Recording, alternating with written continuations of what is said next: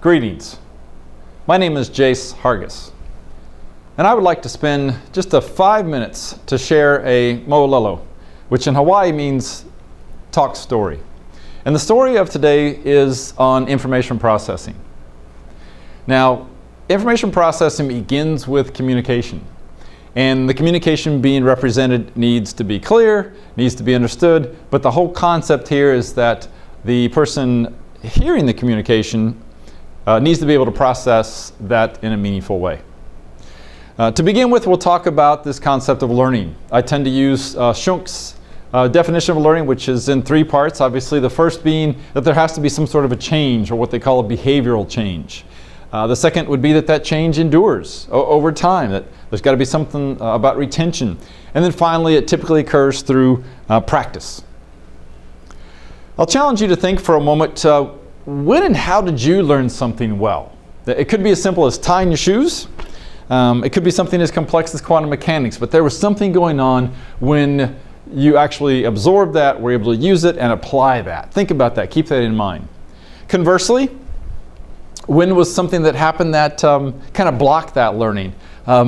This is me, as you might imagine, in the kindergarten, at 5 years of age, and this was a traditional schooling method that probably didn't really invigorate what I could learn and help me process information. I was learning a lot more outdoors and walking around and through the woods, beginning to understand and make connections with science.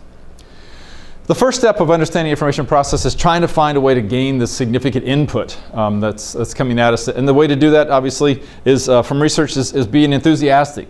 Jane McGonigal talks about this in her Reality Broken book of trying to gain this significant attention that's going to help us create this epic win. This is an epic win face.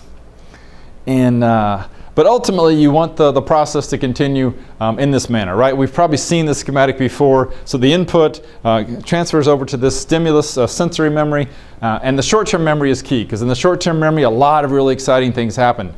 From then goes into long-term memory, and then ultimately comes around and has some sort of decoding, and then we can retrieve that information. And the short-term memory, we may recall from this movie, is that it's going to come and go. It's going to hang around for a while. And so this is an exaggeration of that, but we have those 5 to 7 seconds where we're going to process information. And something's going to happen. We're going to connect with those. It could be through some really simple things like mnemonics or serial positioning or a chunking technique. But these are techniques that allow us to make those connections in short term, to ultimately kick it over into long term. Long term is where these synapses are able to hang on to this information upon appropriate cues and prompts. We can recall that information, and that typically happens if we're able to code and decode information in a similar way. Linear versus a nonlinear approach.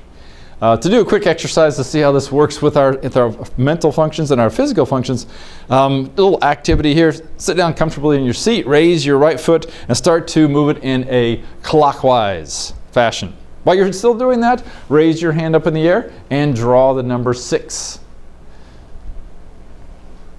See what happens to your foot. You'll see that some things happen there that we really don't have control over. Secondly is this concept of what's really advantageous to helping that short term to long term. Lots of different theories, learning theories that address that. The one major one that I always like to point out is this concept of disequilibrium. And that is that struggle, that frustration, as Piaget calls it. We want to assimilate, or we want to accommodate and try to make sure we make some sense of those things. So that struggling and that frustration from students is really key. Each student we know is very different. We have lots and lots of ways that we look at ourselves and how we process, but we need to look at this with the ability of how we can reflect, how we can become more metacognitive, make sense, have some cycling going on of that information. As a sidebar, we all know that this is out there. How do we actually relate and connect technology to the information processing? This concept of appropriate, relevant, meaningful technology in trying to facilitate the pathway through processing information.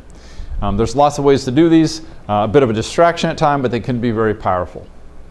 The last section that I'll kind of share with how we can gain a rich information processing environment is the concept of collaboration, one of the 21st century skills and a very key way to help folks search and become more integrated in what we call these uninvented careers, critical thinking, communication, and collaboration. And in finally, summary, we have these concepts. We know that we have to kind of gather them together, these ideas together, make connections. It's all about those connections, trying to help to be reflective, to ponder, to be curious. All these assets, these combinations of how we process information is to gain a lot of what I call sticky points and give people different ways to address those. So with that, very quick talk story. I hope you appreciated that. Again, my name is Jace, and I appreciate your time.